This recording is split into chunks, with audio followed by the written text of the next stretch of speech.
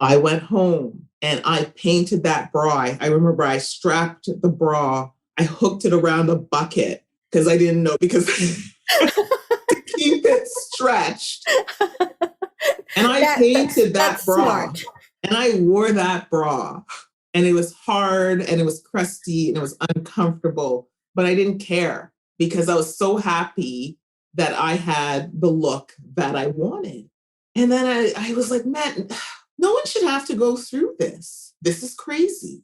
This is just madness. From Six Story, I'm your producer, Diana Hong, and you're listening to Rev Up Your Potential with Hilda Gann, the show where we talk with entrepreneurs in Toronto about the stories behind their success and the lessons they've learned along the way. And now your host, Hilda Gann. Hilda Gann, Rev Up Your Potential, the podcast for entrepreneurs who love to learn through stories. Today, my guest is Chantal Carter, and she is the founder of Love Nudes. Welcome, Chantal. Thank you for having me, Hilda. I'm so excited to have you join us because you have created a product for women that really answers a concern that you yourself shared. If you people are listening, you're in for a treat of a woman who had an idea, made it happen, and really answering a need for others. Chantal, tell us about your business for those of us who don't know you. Okay, well, my brand is called Love Nudes, and my team and I developed a line of skin tone intimates for women of color. Pretty much nude for us, nude for all. There was a gap in the market for that, and I wanted to create something that where people or women could wear fashion any way they wanted to, with something that matched their skin tone. It's actually a vehicle for self-love, right? To celebrate our skin and who we are as we are with a product that represents us. When you were younger, was that a concern that you said, hey, people are having these nude bras, but they don't look good on me because they're the wrong color? Is that, tell us about that a bit more. I think it really brewed in my mind because I worked in the fashion industry as a wardrobe stylist. The models were supposed to come in for photo shoots with nude undergarments. The problem was there wasn't any nude undergarments for women of color and Black women. So I thought that's a problem. So it's already a little bit stressful for these women because they don't have an option before they even get to work. And the white models always had nude undergarments for themselves because it was easily accessible. And the thing with having something nude, like nude undergarments, nude shoes, something that matches your skin tone, what that does, when you are wearing light clothing, white clothing, your undergarments remain discreet. They don't show through. Mm-hmm. And when you're a model, you don't know what you're going to be wearing. So it's really important that you don't have your undergarments obstructing whatever it is you're modeling, because the point is for people to see the clothes in ads, not the undergarments, unless that's what's being advertised, right?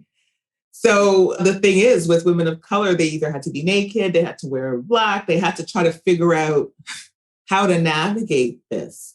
I also noticed that the Black models and darker models would always come with their own foundation, makeup foundation, because makeup artists wouldn't have something that matched their skin tone color. So I saw this as an all-around problem that I wondered about. It's like, what is this about? So that's where my curiosity really started to peak. And me too, I wanted to wear, I was so involved in fashion. I wanted to wear fashion the way I wanted to, and I couldn't achieve the looks that I wanted. I was like, why? The biggest one is I loved lace. As you know, lace is see-through. Mm-hmm. I wanted to wear a lace tops and sometimes have it look like it was my skin underneath the lace top. But I couldn't do that because I didn't have anything under that. Everything was just beige. So I always had to compromise or not buy something that I really liked, because it's like, well, what am I going to wear under that? I kind of know what you mean. I kind of dreaded summer because finding the right white t-shirt was always a problem for me. And no matter what bras I brought to the thing, it just didn't look right. And then I'm thinking, but now I have to remember to wear this bra with this white t-shirt that I finally found after like 20 different white t-shirts I tried on. So, yeah, I can see where there's a little frustration going on. Yeah. So you imagine if your skin was like pretty dark, right? If you had something to go under that white t-shirt, sometimes you can't wear it. For you sure. just have to deal with your black bra showing through it. So let's go back a little bit. You said that you spent 20 years in the fashion industry. So this made a natural thing, like, I got to fix this. But let's go back. So where did this interest in fashion start? And does it go back even further than that? Yes, it does. Actually, I'll go deep. My mom worked in fashion, even in the Caribbean. Right. And when she came to Canada, that was a natural transition for her. Like, she worked for a menswear brand. I was always engulfed in fashion. I had the cutest outfits from when I was really young, like a baby. So my mom was pretty much on top of that. And as I grew up, we would go to sample sales because it was in Montreal, right? That's where the manufacturing hub for fashion was before a lot of things went overseas in Canada. Yeah. So like, we knew of all the manufacturers. We'd go to the sample sales that weren't open to the public. It was a very secret society. So cool. I had so much fun with that. I would have the latest trends before anybody had, but because I was a sample size too. So, all the samples were being sold off like a season before because it was going to come out the following season, right? So that's how I think why it's so innate for me. And growing up as a youngster, I remember I wanted to be a buyer. And I remember telling my brother, I want to be a buyer, like a clothing buyer. And I think I was maybe around 10 or 12, like something like that. Wow. And he told me, ew, what if you become a buyer for Kmart? And how did that go with Kmart? Because back in the day, I'm dating myself here, but that's okay. Back in that day, that was undesirable. And then I was like, oh my gosh, no. And I think I put that on the shelf because I was young for a while. You mean you put the whole idea of the buyer on the shelf because he said yeah, Kmart? Because I was terrified of ending up at Kmart. So yeah, it didn't have quite the allure. Yeah. Clothing idea of a young girl that was dressed up so nicely. I can imagine where that would be. Exactly. It's like he threw cold water on me. Has he apologized to you since? No, unfortunately, he's passed on. Oh, I'm sorry to hear that. Thank you. But my love of fashion was still there. And the next best thing for me, I realized as I got older, I got curious about magazines because we always got fashion magazines. Mm-hmm. I was buying Vogue, like everything when I was like a teenager. And then I became curious about, well, who's dressing the people in these ads? You know, who's dressing these people on the editorials and the stories? And I would look at that and I decided, oh, I would love to get into that. And I found my way into the secret society again of stylists, through school. I met a fashion editor of a Canadian retail magazine, and I just called her and ended up getting an internship there working with a stylist. Then eventually, when the main stylist wasn't able to do a shoot, she trusted me enough to take over and get it done. And that was one of the most creative, enjoyable times of my life. One of them, when I first kind of got into the industry. And, and as time went on, I would see what went on behind the scenes in fashion, the lack of people of color, me like trying to fit in. That's just the way it was. But I'm looking back on it now and I'm seeing, wow, that was challenging. Really, really, really challenging. And then again, the layer of you just don't see anything that matches my skin tone. And that's just the way it was. So can you share maybe an anecdote of that kind of time where you were, you didn't see as many people in the industry that were Black? You said it was difficult. Yeah, it was, I find it was very cliquey, right? It's like only certain people got certain jobs. I was just startled by the fact that there's nobody really that looks like me behind the scenes. I was always the only Black person. You're hard pressed to find another person of color being a stylist. You heard about them, but I never actually really connected with them. Or whenever I was on a shoot, I was never with anybody else that looked like me. And that was a lot of pressure. And it also fed into the scarcity. Am I just lucky to be here? How come it looks like me? So did you find that you started to fit in or that you felt left out? I always felt like I was on the outside looking in. Okay. And it really was a difficult industry because it was so glamorous. Yeah. Front and what was presented to the public in magazines and like, oh my gosh, everything is so wonderful and beautiful. But behind the scenes, it wasn't. It was ugly. There were people that were not true people. They were fake. I didn't see anybody that looked like me. So after a while, that became a burden. I felt like being a stylist, like, well, what am I really contributing here? After a while, it got kind of passé for me to just be finding pretty clothes to dress people in. And there was something missing. And so what did you do at that point where you started to feel that kind of discomfort in the field? Well, it kind of, I think the decision was sort of made for me. I had a young son. I was a single mother. And 9/11 happened. Just as my career was starting to bud, 9/11 happened. And because a lot of filming was coming to Canada and a lot of shoots were happening in Canada because it was less expensive. Mm-hmm. And after 9/11, everything kind of just halted and tanked. And because I was a stylist, most stylists are like freelance. So that means you don't know when you're going to work. And it became very stressful because I had a son to support. So I had to go back into a 9-to-5 role. That was difficult for a while because I struggled there too. I did a lot of jobs that I felt like I was always trying to fit myself in somewhere that I was never really comfortable.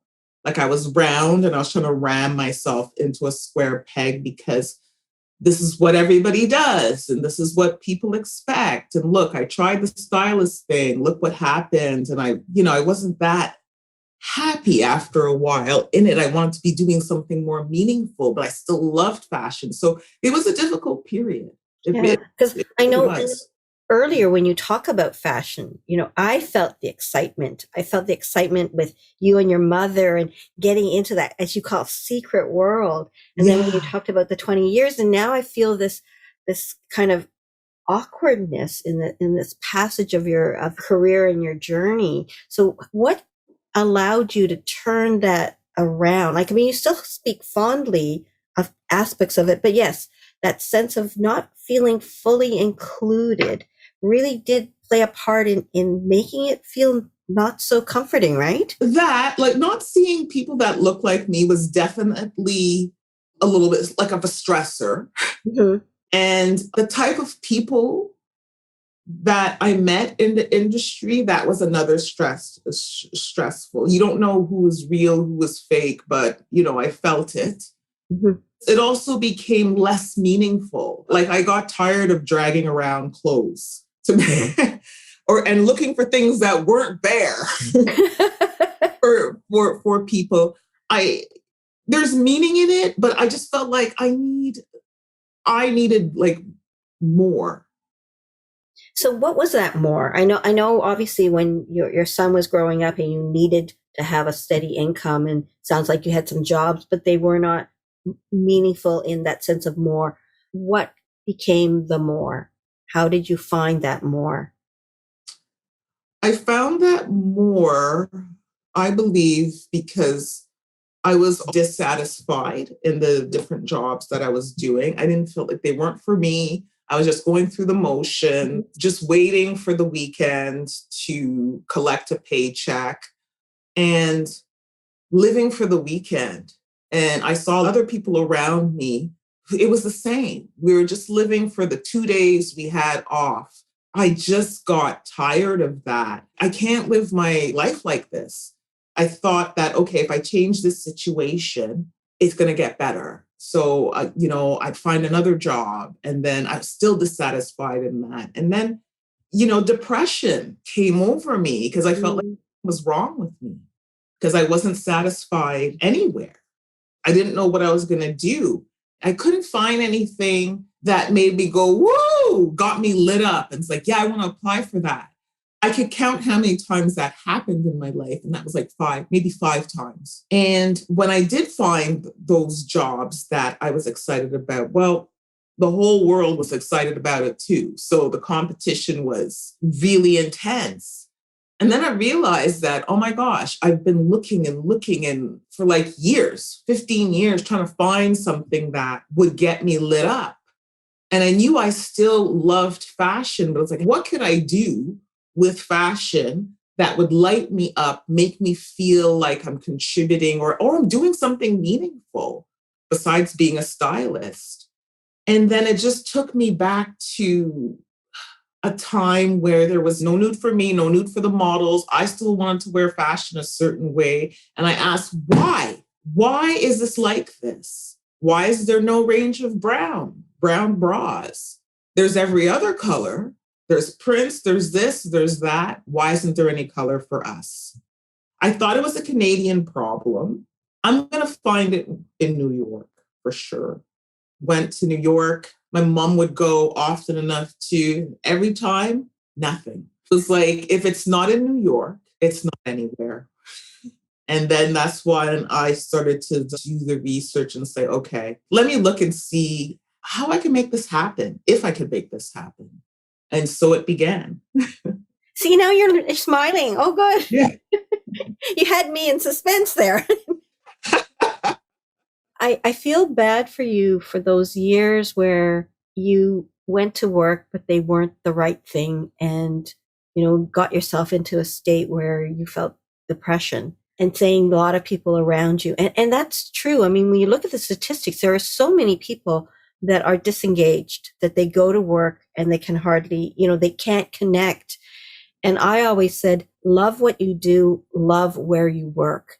And so I'm glad that you found your purpose, you found your mission. And the minute you said that's when it started, your eyes lit up again, and you're just so happy. So this was obviously that point where you said, this is what I want to do. And, I'm going to do it. And in my mind, I'm thinking, so where did she get the money from? And how did she make this happen? Tell us more about now.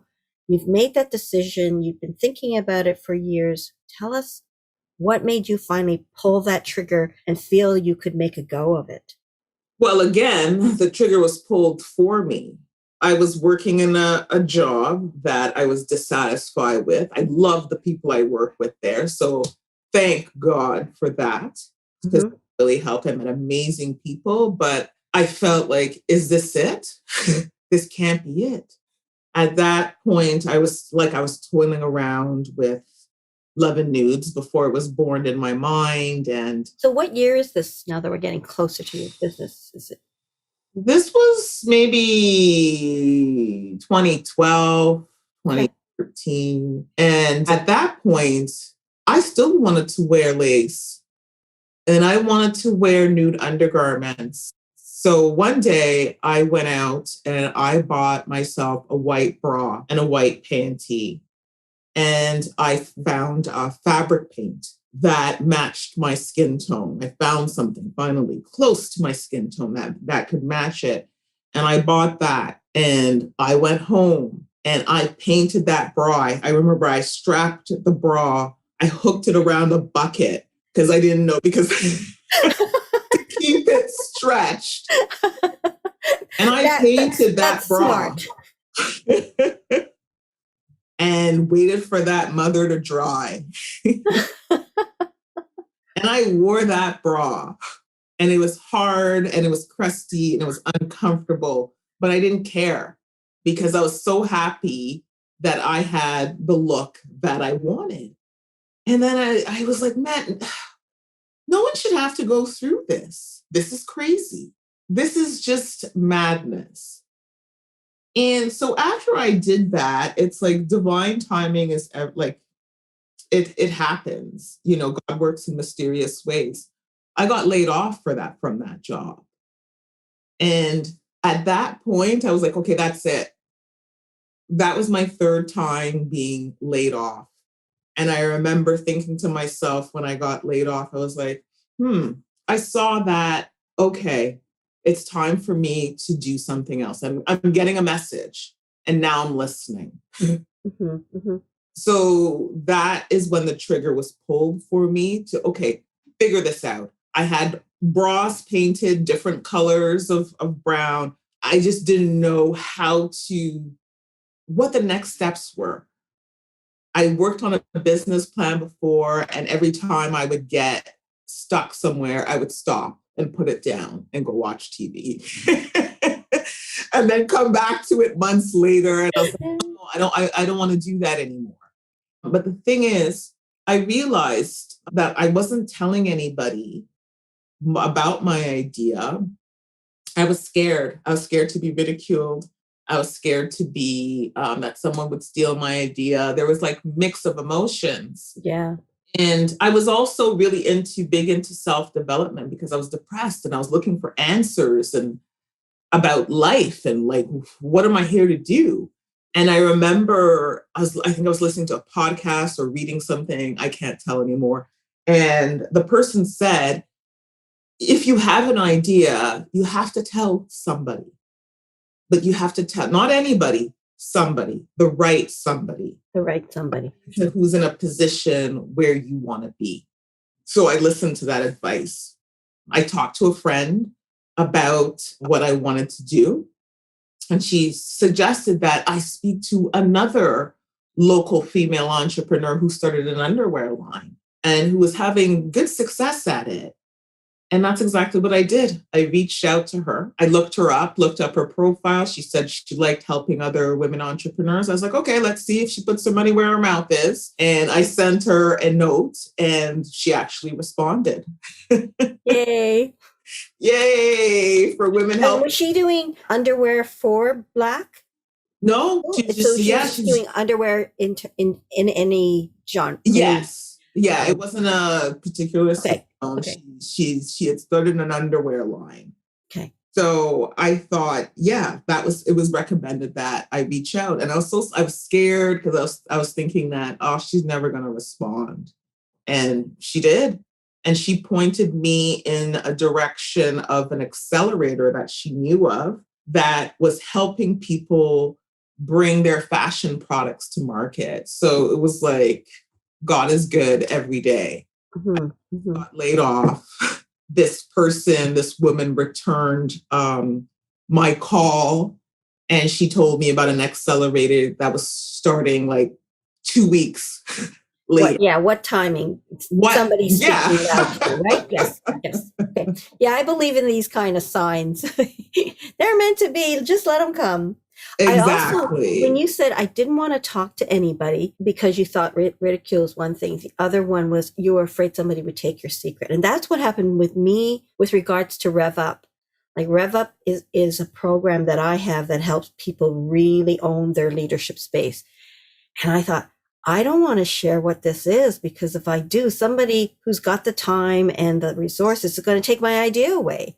Right. So I kept it bottled up for about a year as I was building my HR business, to the point where, okay, now I can take Rev Up. Now I can make something of it. And I want to start my training program. So I was ready, but I kept that just shut right up, because I thought it was such a great idea. I didn't want it to go. So I get what you're saying. Yeah. Yeah, for sure. Well, yeah. And it's like, it's also, I think, ingrained in me. And I believe it's also ingrained in a lot of West Indian or Caribbean families. You don't talk to your business to anybody. You don't tell anybody anything, because people are always looking for a way to screw you over. Okay. Wow. That was the mentality. So that was always in my head. So how did you wrap yourself around that to trust to share with a woman you didn't actually know with that idea? Well, because I listened to that advice from somebody, because it's like I wasn't getting anywhere on my own. Okay. Yep. I needed help. And she was in a position that I wanted to be in. So I thought, okay, it's do or die. Cool. So then what happens next? You're in an accelerator program, and I find out, and this is what happens. You don't know what's going to happen. We don't know what's going to happen. And it's all about putting one foot in front of the other. And then the answer will be revealed to you. So I had the support of this accelerator. And then I found out about the the opportunity to manufacture in South America. So this accelerator program helped me to see how I can get how I could get samples made, to flesh out my ideas, like in regards to PR, market research. I had to do a lot of things I was really uncomfortable with doing, like going out and talking to women on the street or talking to women in the mall. I was like, what? You want me to do what? And you want me to go up to strangers and talk to them? About intimate apparel. Yes. I thought I was going to die. Yeah, just even talking about any product, but to say, are you happy with your bra? Yeah, exactly. But that was the best, like the experience of doing that. It really added to my journey. Is like we make up such scary, horrific stories in our head of what's going to happen and how humiliating something is going to be for you and how awful it's going to go. And nothing is further from the truth. I got people, okay, yeah, not everybody wanted to talk, but most people did. And it helped me to be confident in making a product with the help of other women, not what I thought it should be. Yeah. I think that is one of the valuable lessons. And some of the other guests that I've talked to, one of them said, Hilda, to this day, market validation, that has been so important. They started a business and they had these premises of what they would do. And then he said, he actually spoke to me. They wanted to do basically a shuttle service took you from the bus stop to, 20-minute walk away kind of. And he said, the assumptions we originally made, we realized were not valid. And so to this day, he says, I appreciate the concept of market validation. And he's now teaching courses or workshops on market validation. So I think, yeah, the times I've actually done that, spoken to people about what they want, it's been invaluable. It really has. Right? Yeah, it is, as it gives you things you never thought of. And it goes back to, you can't do everything by yourself. Mm-hmm. Mm-hmm. You need other people. And I'm about making products that people want. Yes, I want my stamp on it because I feel like it's my creative outlet too. But I have to make sure that whatever I'm putting out is what women want. Now, in the introduction, you also talked about it being more than a brand and a product, that it's a social movement. Do you want to share a little bit about that decision you made to incorporate that into a social movement as well? Because when I was thinking about creating this brand, The sore spot for me was I wanted to wear fashion the way I wanted to wear it. And I wanted other women to wear it the way they wanted to wear it too. Why should we be limited because our skin tone is dark? And when I was doing my research, I found out something that really hurt me on a soul level. It really affected me. I found out that skin bleaching is a $10 billion industry. And that my heart sank when I saw that figure. The skin bleaching is prevalent in Asia, South Asia, Africa, probably in North America because diaspora is here. When I saw that statistic or those numbers, it really hurt. I said to myself that, okay, this is happening. I know in my heart why this is happening. One of the obvious things for me was colonialism. And then the second thing is Black people and people of color. They don't see positive images of themselves. There's not even products that reflect who we are.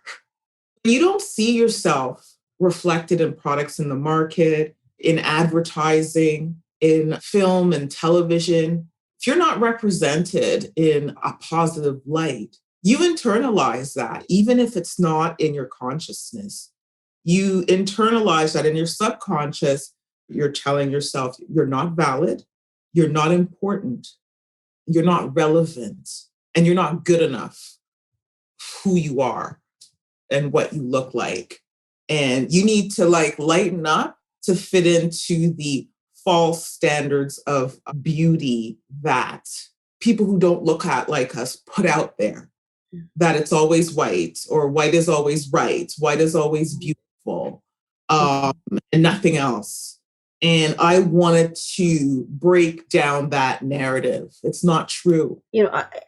I appreciate your candor in sharing that because it helps people understand. I mean, we're talking so much about diversity and inclusion and equity, and it is about feeling included, and seeing others like you is one of those inclusions.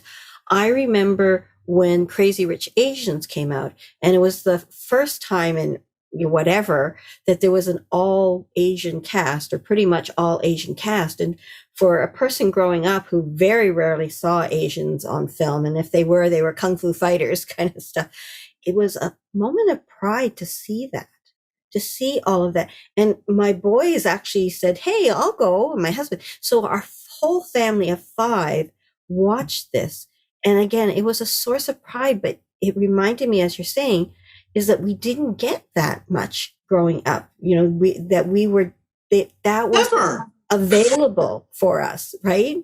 So yeah. I get, so thank you for sharing that. And so how are you trying, is it more than just your product helping people to feel that social movement? Are you doing other things like a charitable thing or? Well, I haven't worked with any major charities yet because I feel like charity also begins at home. Mm-hmm. I got to be making, we got to be making money to be charity. Exactly. I feel the same way. When I get rich, there's money going that way. But right now, I got to get the ball rolling. I got to get the ball rolling. So it's like I'm still in startup phase. Okay. But it's like I want to be able to, and I'm not sure exactly what that looks like. I want to be able to support my community. I want us all to have generational wealth for our businesses. There was a time where Black businesses were thriving and it was taken. And that's how I believe charity begins at home. Mm-hmm. They want to be able to somehow contribute to my people, Black people and people of color. And I don't know what it's going to look like, but I feel like this business is a vessel for that, a vessel for self-love, knowing who you are and being proud of who you are so you can contribute into society, into your family, and we feel the positive effects of you, whatever you're doing on your journey. If I can contribute to that, I'll feel very good about myself and what I'm doing. I have a tagline that says, own your tone. And that means I like that. Own your voice, own your story, own your skin tone color. Be proud of who you are. We all have a voice, and that's what makes us unique and special. And when you use your voice, you can connect other people with your story, because even though we're different, we're the same. Yeah, for sure. So you said you're a startup Mhm. and you're manufacturing currently in South America. Are Yes. people How are people buying your product currently? Well, currently I sell on e-commerce. Before the pandemic, it was e-commerce and pop-ups. Now I'm selling online, collaborating with like other brands.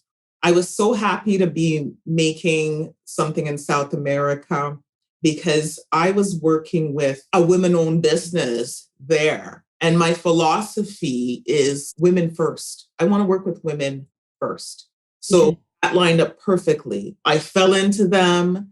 It's a very male dominant culture in South America, like it is here, but I feel like even more so there. So to find two amazing women that were working with lingerie was like finding a needle in a haystack.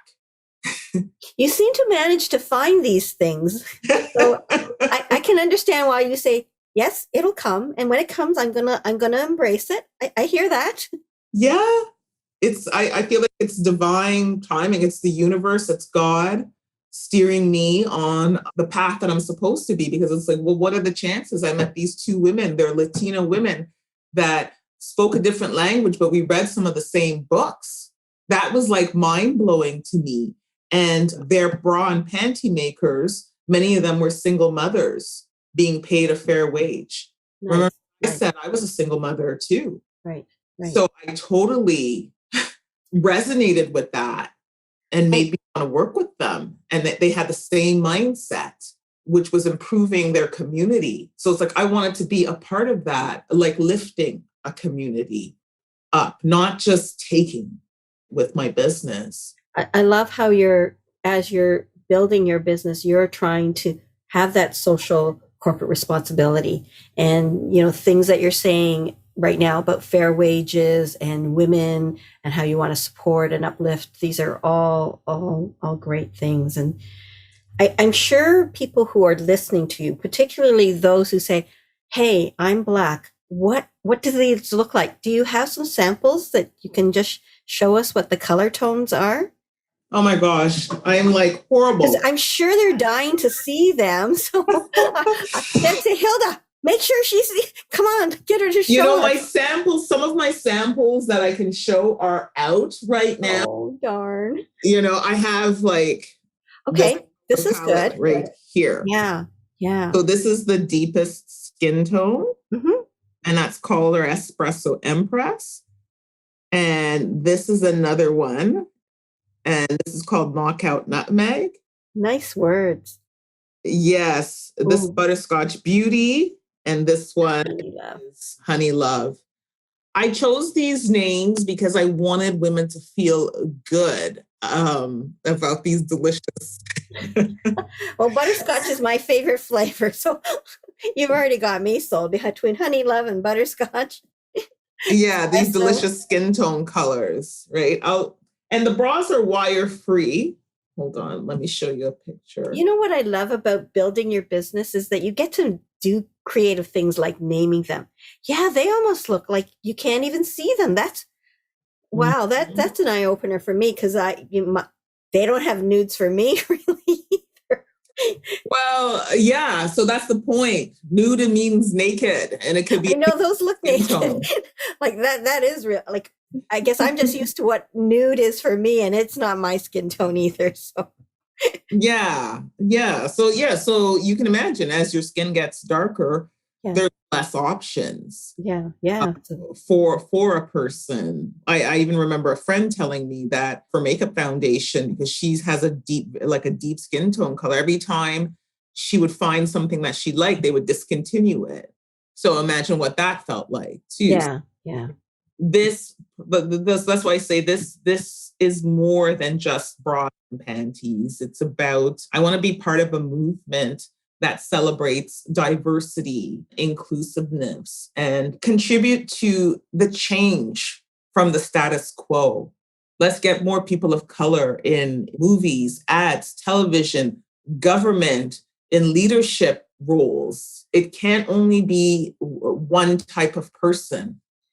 This is you're very strong and passionate about this advocacy, and it starts with a bra, so to speak. It starts with a lonely bra, right? It's not a lonely bra. It's a very expressive bra that has something. We've really talked a lot about your struggles, but I'd love to hear some of the things that you're considering wins right now, because I know there's some great stuff that's going on. So share some of those wins with us. Well, this is a win, being here with you, being able to, you actually being interested in hearing my story and sharing it with others. And I've had quite a few of those wins, being on other women's podcasts as well. I'm really blessed for all the press that I've received about Love and Nudes. I'm like so grateful. Can you share some of those press things right now? Just Cityline featured us. That's a television show, and the host is Black, Tracy Moore. So that was amazing. Cityline, Marilyn Dennis, Elle Magazine, Fashion Magazine, Flair has been really, really good to me. Toronto Star, The Kit. I see Ebony Magazine listed here. In the US, Ebony Magazine, that was great. CBC, I was on Dragon's Den, and CBC has given me a lot of love and support as well. Like, they got the ball rolling for me, actually, gaining press. Yeah, I like, and more like bloggers. I've gotten like support from that. Other people online posting about Love and Nudes. So are you finding this, the publicity now, getting your product out there, is that showing in sales at this point for you? Yes and no. It's like, it's very funny. There was a time I thought, oh my God, all I need to do is get, Oprah to endorse me, and the cash register is just going to be ringing all day, all night, forever and ever, and that'll be it. No, that's not what happens. The thing is, it's like, it's very iffy. You don't know what's going to happen. Sometimes, like the publicity, like being on Cityline was really great. I would think so. Yeah, I mentioned that for sales, and it's happened more than once, but it doesn't always happen like that. Sometimes it does. Sometimes it can be crickets, and sometimes, okay, yeah, that was good. What happened on Dragon's Den? Did they like your pitch? Did they offer? You have to tell us. Yes, that was an amazing experience, and I'm really happy that I did. I almost didn't do it because I was scared. Because I created up a horrible story in my head about what would happen to me. And it was one of the best experiences of my life, because I walked through it and again discovered that it wasn't as horrible as I thought it was going to be. And it ended up that 5 out of the 6 dragons were interested in working with me. And that was huge. Nice. Yeah. And did you take any of them up on their offer? 3 of them offered me a deal, but it didn't end up working out, unfortunately. But that's okay. I was pretty young in my business, and I didn't ask what I needed to ask for. I look back on it and I kind of giggle now, because it's like, no, that wouldn't have worked out very well for for me. But you live and you learn, and things happen the way they do for a reason. Yeah. But what a learning experience. And for the kind of thumbs up to say 5 out of 6 said, this business is something I think is good and I want to invest in it. Right? Yeah. It was very validating. At the time I was on it, I didn't feel like I belonged there, going into it. So I see now that I didn't ask for what I needed, but it's also experience, having a more experience in business to really know what's going on And what I know now, I didn't know then. So it's okay. All worked out. The publicity that I've received for Love Nudes has been a blessing. And I'm I'm lucky. I'm grateful. I love that epiphany that you had. And then to take that idea and say, I want to make a difference. I'm going to invest in this product, and make this happen, and seeing that as something that you can do and make a social movement out of. And the fact that you shared that, you've shared such a rich journey that you've had. It's not just about the product and the reason, but it's also about your own journey of discovery. And I hear this theme about things will happen, and timing is everything, and then you go for it. But then I also heard you say, I was afraid. I created this big thing about a struggle, and yet it was the best thing that happened to me, the Dragon's Den. So I hear the lessons learned of accepting things to happen, but I also hear the lessons that you should learn about it is a big thing, but maybe it's not a big thing. So I'm going to keep going. I love your story. I hope the best for you, because I think women deserve to have something matching. And maybe now I feel like I need to have a matching. My definition of nude has been the one I've been inherited with. Yeah, the one that you were told it was, but maybe it wasn't actually your nude. Right? Yeah, exactly. Yeah. So thank you for coming on. What's next, and how do people get a hold of you? What's the next thing happening for Love Nudes? I'm very excited that new product will be introduced soon. And my pivot towards manufacturing locally. So that's what I'm currently working on. Because COVID has been challenging for sure. Ways. It's been amazing for like online sales because people had to adapt to shopping online. So that was great for business. But on the other side of that, the whole supply chain is messed up out there because of COVID. It's like, okay, I sold all the stuff, but now I can't replenish it. Yeah, okay. Because of COVID. Ain't that a kick in the pants? Everything is going to resolve itself. And people can find me. I still have product for sale. People can find me at loveandnudes.com. So that's LOVEANDNUDES.com, Love and Nudes.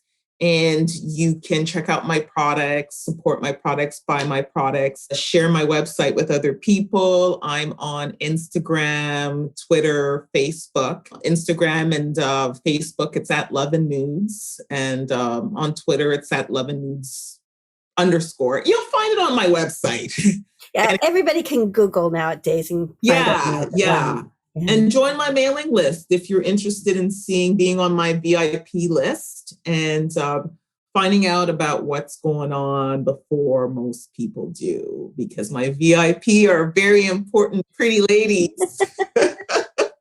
very important people. And Well, Chantal, thank you very much for coming on and sharing your story, sharing this product that's going to make women of Black color have something as an undergarment that makes them feel beautiful, makes them feel inclusive, and makes them strut around in a way that they feel so proud to. So I am wishing you much success in your business, in helping the world, because you've not only shared your product, but the social movement and the impact you want to make on the world. So I'll be continuing to keep an eye on you, lady. So I'm so grateful that you came on the show today. Thank you, Hilda. Yes, I'm very excited to be able to contribute by making something for women of color. It's for everybody, but it's with them in mind. And I hope no matter who you are, what you look like, you can support.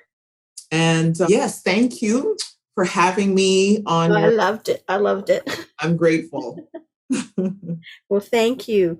And I would like to always mention my producers at 6 Stories and my team back at People Bright Consulting, who helped me get this podcast out there. Kudos. Thank you. I really, really want to help people who are business owners And like you say, you don't have to be alone. Talk to somebody.